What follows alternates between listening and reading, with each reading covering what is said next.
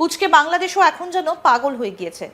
এবারও সেভেন সিস্টার্সকে ভারত থেকে আলাদা করার ফাঁকা আওয়াজ দিয়েছেন এক বাংলাদেশি। তিনি হলেন বাংলাদেশের ন্যাশনাল সিটিজেন পার্টি বা এনসিপির দক্ষিণের মুখ্য সংগঠক হাসনাত আব্দুল্লাহ। বাংলাদেশের ক্ষতি হলে সেভেন সিস্টার্স থাকবে না রে।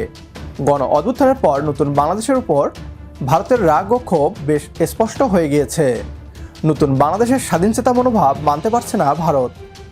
বিভিন্ন সময় বাংলাদেশকে অশান্ত করে পুনরায় তাদের আজ্ঞাবহ সরকারকে বসানোর চেষ্টা করে চলেছে তারা। এরই ধারাবাহিকতায় ওসমান হাদিকে গুলি করা হয়েছে। ভারতীয়রা ভাবছে এতে বাংলাদেশের ছাত্র সমাজ ভয় পেয়ে যাবে। নতুন বাংলাদেশের ওজন মাপতে ভুল করেছিল ভারতীয়রা।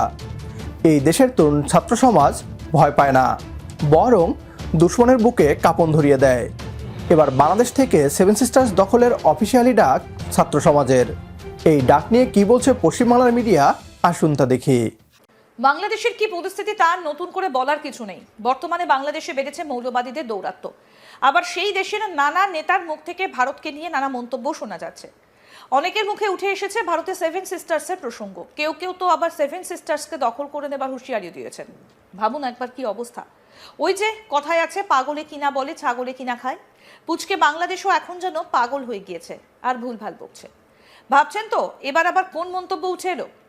এবারও সেভেন সিস্টার্সকে ভারত থেকে আলাদা করার ফাঁকা আওয়াজ দিয়েছেন এক বাংলাদেশি। তিনি হলেন বাংলাদেশের ন্যাশনাল সিটিজেন পার্টি বা এনসিপির দক্ষিণের মুখ্য সংগঠক হাসনাত আব্দুল্লাহ। তিনি সরাসরি হুঁশিয়ারি দিয়ে বলেন, সেভেন সিস্টার্সকে ভারত থেকে আলাদা করে দেব। আসুন হাসনাতের এই ফাঁকা আওয়াজ কেমন ছিল শোনাই একবার আপনাদের, শুনুন। ভারতের যারা সেপারেটিস্ট আছে, বাংলাদেশে আমরা তাদেরকে আশ্রয় প্রশ্রয় দিয়ে যে সেভেন সিস্টার রয়েছে সেটাকে বাংলাদেশ থেকে ভারত থেকে বিভিন্ন সময় শোনা গিয়েছে। সম্প্রতি শেখ হাসিনার বিরুদ্ধে চরম সাজা ঘোষণা করা হয় বাংলাদেশে, আর সেই সাজা ঘোষণার পরে ভারতের কাছ থেকে হাসিনাকে ফেরত চেয়ে আবেদন জানায় বাংলাদেশ। এক প্রেস বিজ্ঞপ্তিতে বাংলাদেশ জানায়, আন্তর্জাতিক অপরাধ ট্রাইব্যুনালের রায়ে পলাতক আসামি শেখ হাসিনা এবং আসাদুজ্জামান খান কামাল জুলাই হত্যাকাণ্ডের জন্য অপরাধী সাব্যস্ত হয়েছেন এবং দণ্ডপ্রাপ্ত হয়েছেন। মানবতা বিরোধী অপরাধে দণ্ডপ্রাপ্ত এই ব্যক্তিদের দ্বিতীয় কোনো দেশ আশ্রয় দিলে তা হবে অত্যন্ত অবন্ধুসুলভ আচরণ এবং ন্যায় বিচারের প্রতি অবজ্ঞার শামিল। আমরা ভারত সরকারের প্রতি আহ্বান জানাই, তারা যেন অনতিবিলম্বে দণ্ডপ্রাপ্ত এই দুই ব্যক্তিকে বাংলাদেশ কর্তৃপক্ষের কাছে হস্তান্তর করেন। দুই দেশের মধ্যে বিরাজমান প্রত্যর্পণ চুক্তি অনুসারে এটি ভারতের জন্য অবশ্য পালনীয় দায়িত্বও বটে।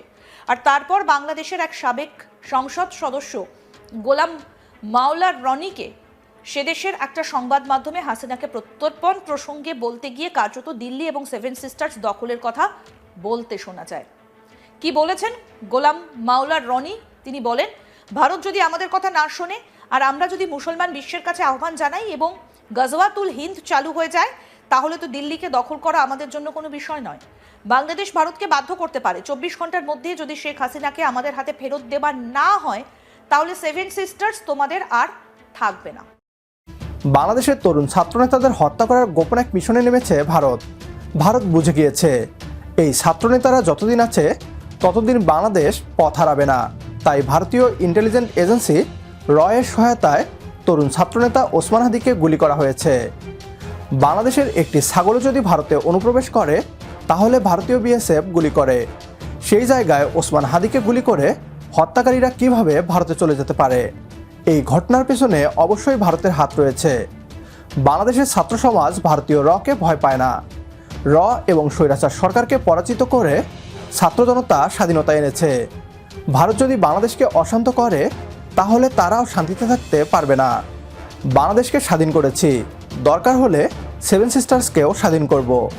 আমাদের সাথে একমত হলে কমেন্ট বক্সে ইয়েস লিখে জানিয়ে দিন আমাদের। সেই সাথে ভিডিও শেয়ার করে দেখার সুযোগ করে দিন আপনার বন্ধুদের। পরবর্তী ভিডিও দেখার আমন্ত্রণ জানিয়ে বিদায় নিচ্ছি আজ। আল্লাহ হাফেজ।